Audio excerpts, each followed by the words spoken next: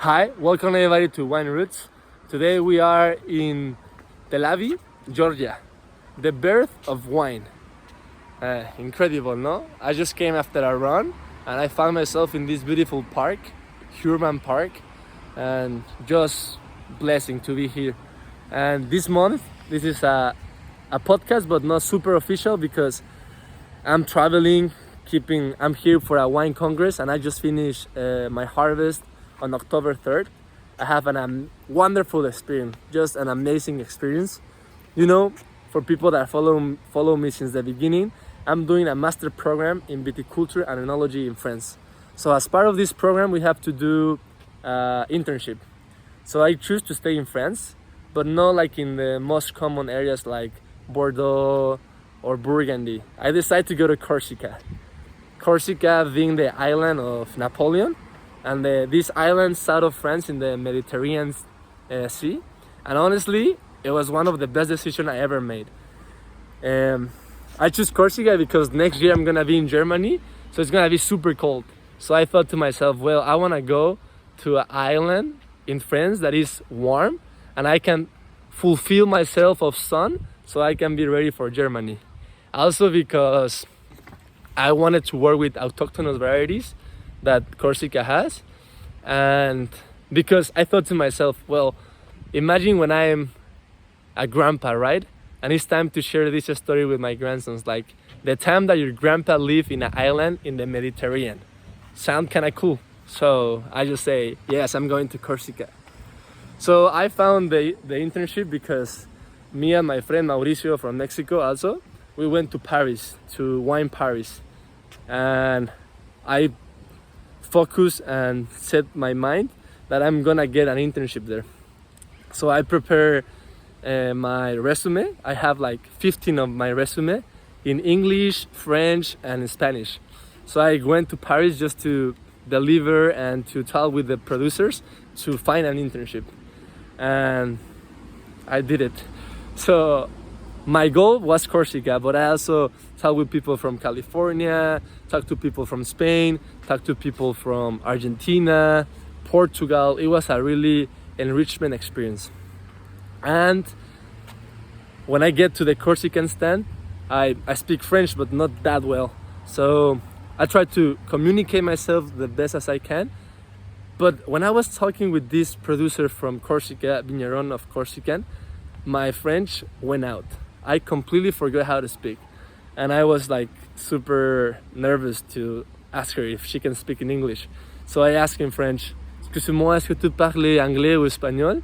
And she told me like super shy to, no, I'm sorry, I don't speak English or Spanish. But my co-worker here, she speaks Spanish. And I met Nadia, an Argentinian director of the cooperative. And we start talking and the conversation was super fluid. We were both outside of our country speaking Spanish. You know, when two Spanish people met outside our culture, we're like, hey bro, I got you. So it was super cool. I shared my story with her. She talked a little bit of herself with me. And then I tell her, my goal is to go to Corsica. Here's my resume. And she was pretty professional. And she told me, okay, my husband is the cellar master, second enologist. I will give this to him, but I can't promise anything.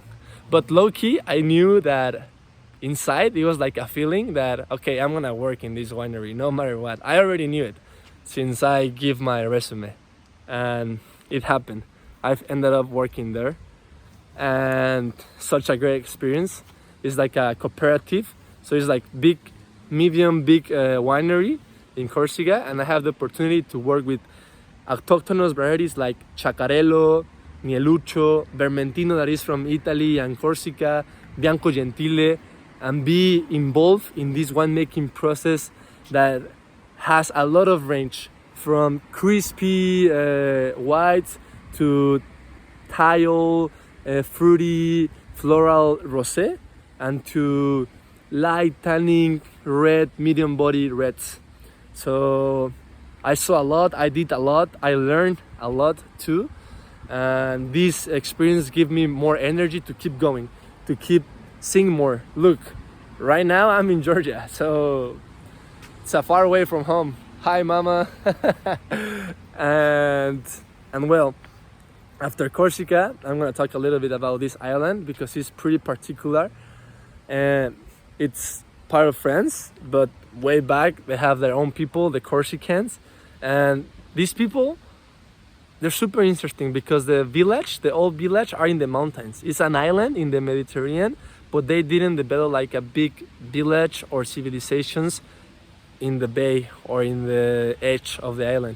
All the big cities are in the mountains because these people were hunters, and in the coast there were a lot of pirates, people from Genova, Italy, and French. They're always like invading the island. So the culture are really from the mountain, from hunting, and of wine. So it's a particular way of living, and you can see that just by visiting the island and tasting their food, listen to the language, trying their wines. It's a pretty unique culture.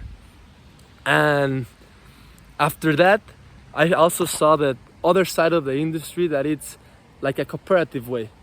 You know, for me, wine is always a way to express the culture, the values, their meanings, their vision of the place where the grapes are grown.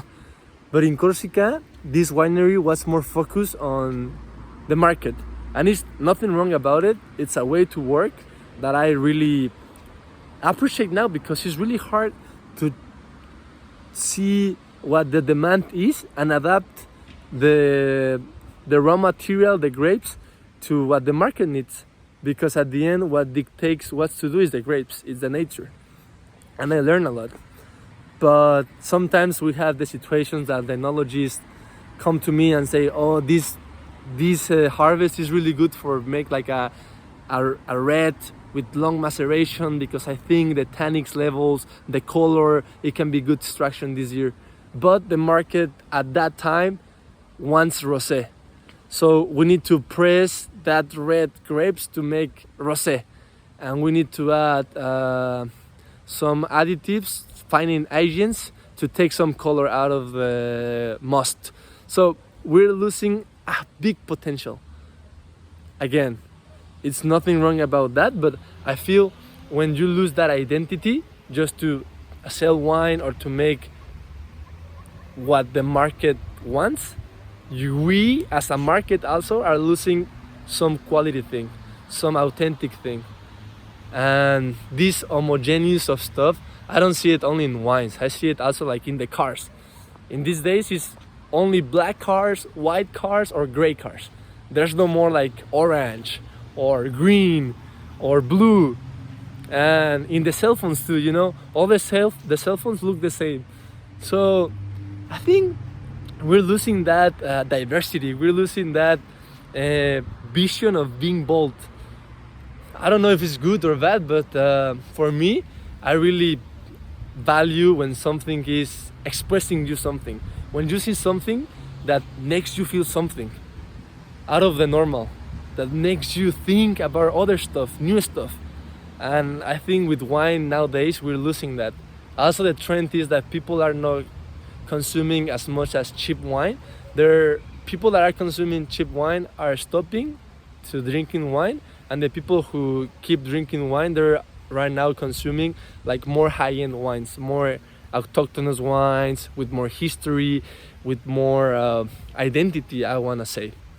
So I want to make an invitation to be bold, to be yourself, and yeah, to be the best version of yourself, to keep trying wine, and to join me in this journey, because you know, one day you are in California working for the biggest winery in the world, and the next day you are working a harvest in Corsica, in a small island in the Mediterranean, and today we are in Georgia in a wine congress. So what a beautiful life. Bye bye, love you so much, and drink wine. Bye bye.